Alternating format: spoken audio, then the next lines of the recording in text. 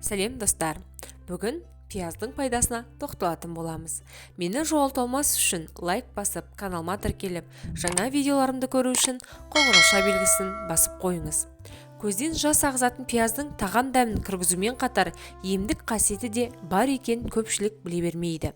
Пияздың шыққан жері қиыр шығыс. Бірте-бірте Мысыр, Греция елдеріне жетіп, басқа елдерге тарай бастаған. Қай жерде болмасын, кез келген заманда пиязды ғажайып пайдалы өсімдік ретінде қабылдаған. Ертеде римдіктер мен гректер пиязды жауынгерлерге күш және батылдық беретін, әрі жарақатты жазатын шипалы, қасиетті күшті өсімдік деп есептеген. Олар пияздың бір түріне жеңімпаз деп те ат берген.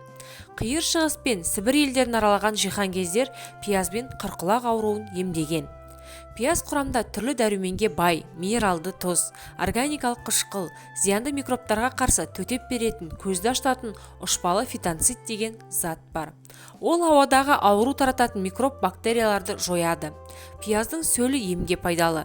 Мәселен, пиязды спиртке қосып жасаған аллачеп деген дәрі асқазан ішек науқасына, сондай-ақ атеросклерозға да ем. Пияздың қанның құрамында қантты азайтатын қасиеті де бар. Қант диабетімен ауыратындарға пияздан әзірленген сорпалы тамақ пайдалы. Бүйрегінде тасы бар сырқаттарға пияздың бір ас қасық сөлін күніне 2-3 рет ішкен пайдалы. Бәзбіреулер мұрнынан су ағып, тамағы қызарып ауырған кезде пияз сөлін тамызады. Бұл дұрыс емес. Себебі қызарып, бөртіп тұрған сілекей қабығын пияз сөлі одан әрі асқындырып жібереді. Оның орнына пияз сөлін шәйнектегі ыстық суға қосып, булап емдеген пайдалы. Пияздың емдік қасиеті 15-20 минут сақталатындықтан тезірек пайдаланған абзал. Езілген пиязды сүтке қосып, дәкеге орап, аяқтың мүйізденіп кеткен жеріне басса, қатқан тері нәрленіп жұмсарады. Іріңдеген жараға, үсіген жерге басуға да болады. Пияздың шаштың түсуінде тоқтататын қасиеті бар. Пияз сөлін мақтаға тегізіп, бастың құйқасына жағу керек. Сондай-ақ пиязды үпкіштен өткізіп, оны басқа жағып, сыртынан таңып қою керек. 1,5-2 сағаттан соң жылы сумен шайып жібереді.